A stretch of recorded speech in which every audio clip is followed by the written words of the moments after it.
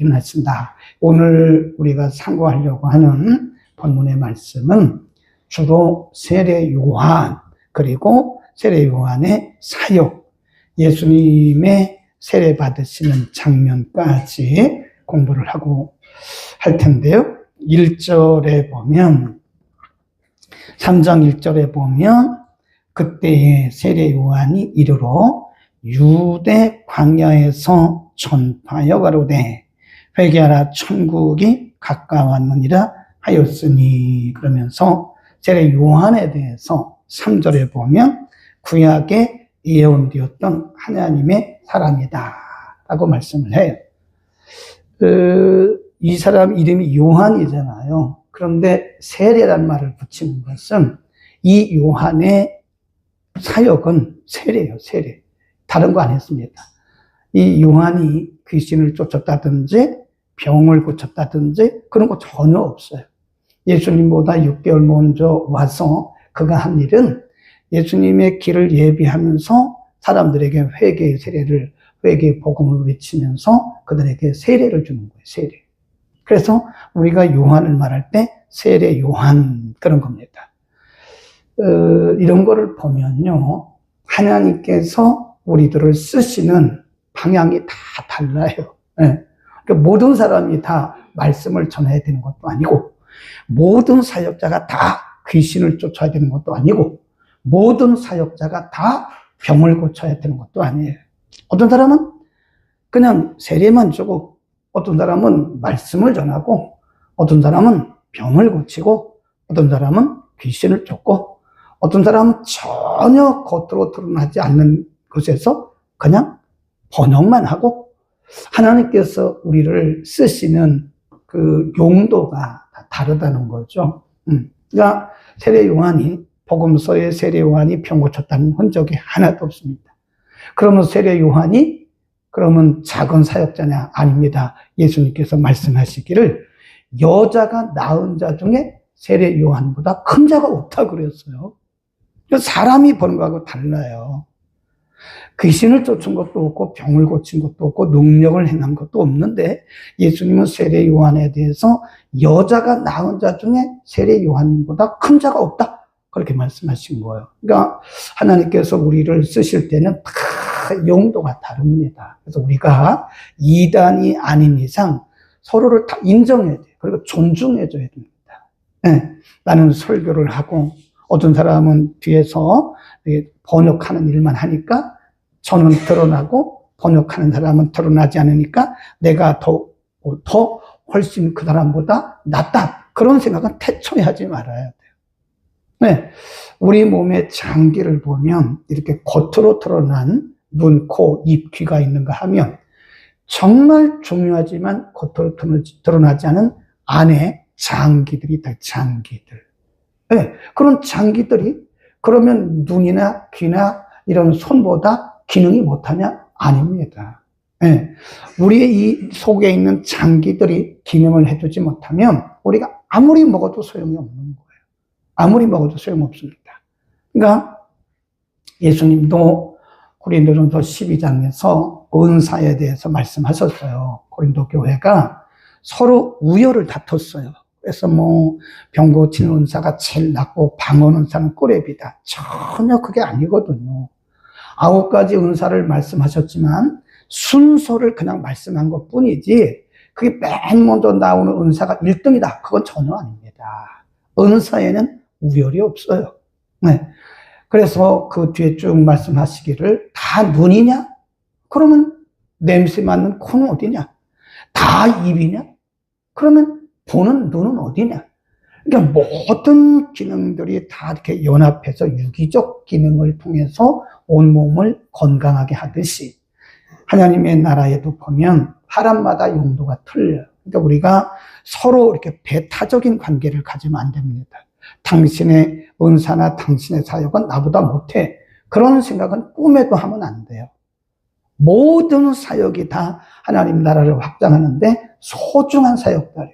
그러니까 우열의식을 가지면 안 됩니다. 내가 남들보다 낫다고 하는 탁월하다는 그런 의식을 가져도 안 되고 나는 다른 사람보다 못하다고 하는 그런 생각을 해도 안 돼요. 우리는 모두가 다 소중한 그분의 나라를 위해서 존재하는 그분의 사람들입니다. 아멘. 그러니까 서로 비난하면 안 돼요. 자랑해도 안 되고, 은사를 자랑해도 안 되고, 우리의 사역을 자랑해도 안 되는 거예요. 그러니까 세례 요한은 평생에 뭐 얼마 안 되지만, 그가 태어나서 딱 한 건 그거 하나밖에 없어요. 예수님보다 6개월 먼저 와가지고 세례 준 것밖에 없어요. 그럼에도 불구하고 예수님은 여자가 낳은 자 중에 요한보다 큰 자가 없다고 말씀했다. 아멘. 우리는 서로를 인정해 줘야 됩니다.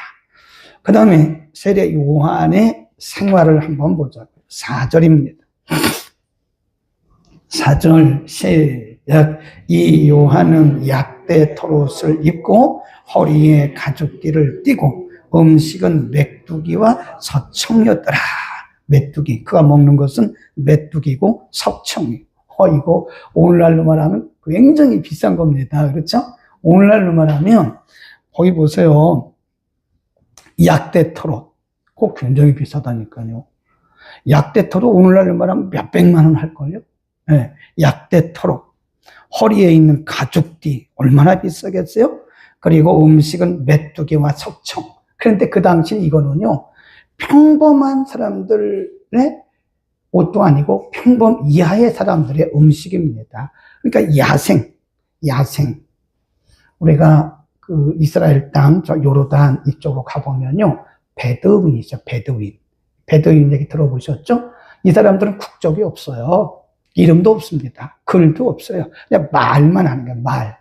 그러니까 여기저기 다니면서 짐승들 끌고 다니면서 그냥 이렇게 순례자처럼 살아가는 베두인. 이 사람들은 삶의 터전이 어디냐면 광야입니다. 지금 세례 요한의 삶이 꼭 베두인 같아요, 베두인. 네, 광야에서, 네, 뭐 석청 먹고 메뚜기 먹고 그냥 약대 털옷 입고 허리에 가죽띠 띠고, 이건 가장 평범한, 어떻게 보면 평범 이하의 사람들이고 야생 들에서 살아가는 사람들의 모습이다. 그러면 지금 우리가 이걸 생각을 해야 돼요. 그러면 세례 요한은 세례를 주는 사역을 하면서 그 광야에서 살았고, 그리고 보통 짐승이 울고 짐승이 부르짖는 그런 곳에서 메뚜기와 석청을 먹으면서 거기서 살아나. 이 굉장히 중요한 의미가 있습니다. 여러분, 우리가요, 이 사역자들이 너무 먹고 마시고 입고 하는 그런 미래에 집중하다 보면요, 본질로부터 벗어납니다. 본질로부터 벗어나요. 우리 성도들도 마찬가지죠. 우리 성도들이, 예수 믿는 우리들이 이 땅에서 먹고 마시고 큰 집 사고 이런 것을 축복이라고 생각하고 거기에 집중하다 보면 우리는 천국에 대한 소망이 없어져요. 천국 안 가도 예수님께서 제자들을 파송하시면서 이렇게 말씀하셨어요.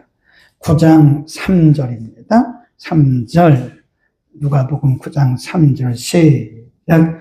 이르시되 너희를 위하여 아무것도 지팡이나 주머니나 인식이나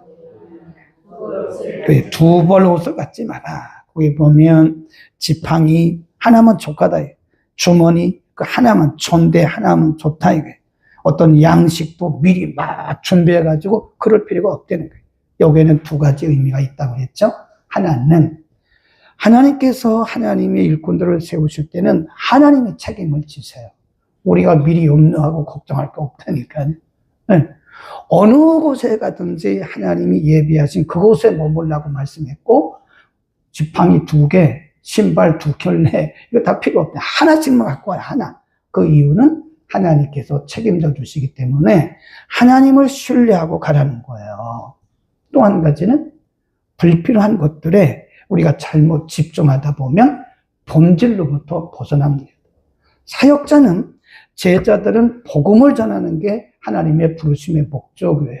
그런데 옷 많이 입어서, 그리고 신발 같은 거 많이 가지고 있어서 배부르고 그리고 사람이 편해지면요, 사명으로부터 멀어지기 시작합니다. 그래서 우리가 보면, 역사적으로 보면 영성가들은요, 하루에 2끼밖에 안 먹어요. 이거 많이 먹지를 않아요.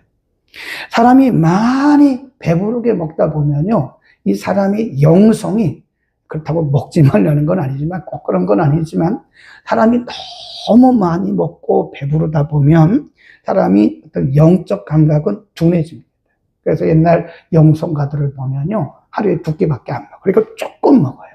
많이 먹다 보면 사람이 영적으로도 흐려지고요, 사람이 좀 나태해지는 그런 것이 있는 거예요. 그래서 세례 요한의 삶을 보면서 세례 요한이 그 엄청난 사역을 하면서도 광야에서 살았고, 그렇게 허리에는 가죽띠를 띠고 또 약대 털옷을 입고 메뚜기와 석청을 먹었다라고 하는 것은 보통 평민보다도 못한 거거든. 그게요. 그것은 그의 사역에 집중하기 위해서. 우리가 혹시 세상이 너무 배불러서, 세상이 너무 좋아서 본질로부터 벗어나지 않았는지는 한번 생각해 볼 필요가 있어요. 우리의 갈 곳은 천국이잖아요. 그렇죠? 네. 우리가 갈 곳은 하나님의 나라예요. 네. 우리가 꿈에도 그리는 곳은 하나님의 나라입니다. 이렇게 얘기해도 사람들이 감동이 없다니까. 왜냐면, 아니, 이 세상 이렇게 먹고 살기 좋고 너무 좋은데 무슨 하나님의 나라 가나, 이거 아주 요한한 얘기예요. 먼 나라 얘기입니다. 먼 나라 얘기예요. 뭐라고 그런지 아세요? 예수님 조금 더 있다 오세요. 내가 이 집 어떻게 해서 마련한 건데요? 지금 얼마나 좋은데요? 여기가 좋은데 어디를 갑니까? 그런다니까요. 그러니까 조금 배고픈 것도, 배고픈 그 자체가 경건은 아니지만, 때로는 우리가 그렇게 좀 쪼들리는 것도 우리 경건 생활에는 유익할 수 있는 것이다. 아멘. 아멘 안 할 줄 알았어요? 그 다음에 바리새인과 사도개인들 옵니다. 여기 보세요. 7절입니다. 7절. 마태복음 3장 7절입니다. 요한이 많은 바리새인과 사두개인이 세례 베푸는 데 오는 것을 보고 이르되, 독사의 자식들아, 누가 너희를 가르쳐 임박한 진노를 피하라 하더냐. 그러므로 회개에 합당한 열매를 맺고 속으로 아브라함이 우리 조상이라 생각하지 마라. 하나님이 돌들로도 아브라함의 자손이 되게 할 수 있다는 거예요. 그러니까 지금 세례 요한에게 세례 받으러 온 바리새인과 이 서기관들, 그 당시로서는 뭡니까? 종교 지도자예요. 사두개인들. 그러니까 그 당시 문헌을 보면 유대 사회에서 가장 많은 파가 바리새파입니다. 그러니까 유대교 안에, 우리가 대한예수교 장로회 안에, 혹은 이 대한민국에 있는 여러 개신교 안에 감리교, 장로교, 성결교 있는 것처럼 그 당시에 유대교 안에는 바리새파, 사두개파, 열심당, 또 서기관, 이런 여러 파들이 있다는 거예요. 그러니까 제일 많은, 사람이 많은 파가 바리새파입니다. 이 바리새파는 철저한 율법주의자들이에요. 이 사람들을 따라갈 수가 없습니다. 네. 얼마나 안식일을 잘 지키고 월삭 잘 지키고 얼마나 11조 잘하고 얼마나 율법을 잘 지키는지 몰라요. 11, 그 다음에 10계명 정확하게 지킵니다. 따라갈 사람이 없어요. 거기에 반해서 사두개파는 정치 집단이에요. 정치 집단. 이 사람들은 내세도 안 믿어요. 천사나 영적인 존재를 믿지 않습니다. 이 바리새인들은 믿는다. 어쨌든 바리새파와 사두개파가 세례 요한에게 세례를 받으러 오는 거예요. 근데 그 세례 받으러 온 것만도 다행인데 지금 세례 요한은 그들의 심령을 읽고 있는 거예요. 그래서 그들에게 말하기를, 이 독사의 자식들아, 회개에 합당한 열매를 맺고 아브라함이 너희의 조상이라고 자랑하지 마라. 하나님이 하시면 이 돌들로도 아브라함의 자손이 되게 할 수 있다고 하는 이들의 뭘 지금 책망하신 거예요? 종교주의. 겉으로 드러난 경건주의를 지금 세례 요한을 통해서 책망하고 있는 거예요. 그러니까 지금 세례 요한이 볼 때 이 사람들은요, 경건한 모양은 있어요. 경건의 모양. 십계명 잘 지키죠? 모든 절기 잘 지키죠? 11조 하죠? 할 거 다 한다니까요. 율법이 말한 건 다예요. 근데 그들 속에는 매우 예수님이 여러 번 말씀하신 것처럼 마태복음 23장에 보면 외식하는 자들이라고 말해요. 외식. 겉으로는 굉장히 경건해 보이고 겉으로 볼 때는 굉장한 종교인들인데 그들 속에는 교만과 그리고 오만과 자만, 막 고집 이런 것들로 가득 차 있는 거예요. 그러니까 예수님이 그들에게 말씀하시기를 또 세례 요한도 말하기를 독사의 자식이라고 그랬고 예수님은 그들을 뭐라고 그래요? 외식자, 외식하는 사람이라고 말씀하셨어요. 그러면 세례 요한이나 예수님은 왜 이 철저한 종교인이었던 이 바리새파나 사두개파나 이 율법사들에 대해서 왜 이렇게 예수님도 욕을 하셨고 또 세례 요한도 독사의 자식이라고 그들에게 말을 했을까요? 그것은 그들의 그 경건주의 때문에 그런 거예요. 경건주의. 겉으로만 경건하게 보이는. 그러나 속은 그렇지 않은 거예요. 겉으로는 굉장히 경건하고 종교적인 것 같은데 그러나 그들에게는 그런 것이 없다. 그래서 뭐라고 그랬냐면 회개에 합당한 열매를 맺어라. 세례 아무리 받아도 소용없다. 여러분들이 정식으로 진정으로 회개하고 세례를 받지 않으면 물세례 이거 아무리 받아도 소용없으니까 삶의 변화부터 있어라. 회개에 합당한 열매를 맺어라. 그 말은 여러분들이 그들에게 말하기를 세례 요한이 여러분들이 생활부터 여러분들의 중심부터 바뀌어라. 그런 얘기죠. 그러니까 오늘도 그런 말씀은 우리에게도 해당이 된다고 봅니다. 우리가 말씀과 성령으로 거듭나지 아니하고 철저하게 어떤 종교적인 모습이 있다고 해서 그것이 다는 아니죠. 열매를 맺어. 회개에 합당한 열매를 맺어야 된다. 그래서 바울은 이런 말씀을 했어요. 마지막 때가 되면 사람들이 경건의 모양은 있다는 거예요. 정말 멋있는 크리스찬 같아요. 겉으로 볼 때는 경건의 모양은 있는데 경건의 능력은 없다. 그런 말씀이었습니다. 경건의 모양, 성도의 거룩한 그런 모습은 있는데 종교인의 모습은 있는데 거룩한 능력이 없다. 그런 말씀을 했잖아요. 우리는 남 얘기할 게 아니라 우리 자신을 돌아봐야 돼요. 우리가 신앙생활을 오래 하다 보면 뭐에 젖어요? 타성에 젖습니다. 타성. 그 매너리즘에 빠져요. 그러니까 예배를 드려도 하나님의 임재가 있는 그런 기쁨의 예배, 감사 예배가 아니라 그냥 예배 드리는 거예요. 그냥 타성에 젖은 예배를 드리는 거예요. 기도를 해도 하나님과 1대1의 그런 하나님과의 독대가 아니라 하나님과의 인격적 만남이 아니라 그냥 종교인들, 일반인들이 하듯이 그냥 중얼중얼 예수님은 그걸 옆에다 필기하시는 분들은 써놓으세요. 때로 하나님의 뜻은 인간의 윤리, 도덕, 상식을 초월한다. 네. 일반적으로 우리가 생각하는 윤리, 도덕, 상식의 틀이 있어요. 이 틀. 우리가 가지고 있는 틀. 근데 하나님의 역사는 그렇지 않을 때가 많아요. 윤리를 뛰어넘어요. 도덕을 뛰어넘어요. 인간의 상식을 초월해서 하나님이 일하실 때가 많습니다. 그러니까 우리가 왜 이것이 하나님이 일하시는 건지 모르냐면요. 우리가 가지고 있는 영어로 말하는 frame, 이 틀이 있어요. 틀. 내가 가지고 있는 틀이 있다고요. 이 틀을 가지고 자꾸 이렇게 보니까 하나님이 아니라고 생각하는 거예요. 그런데 우리가 진정 하나님의 뜻을 깨닫고 하나님의 뜻을 보려면요. 인간의 틀을 깨뜨려야 됩니다.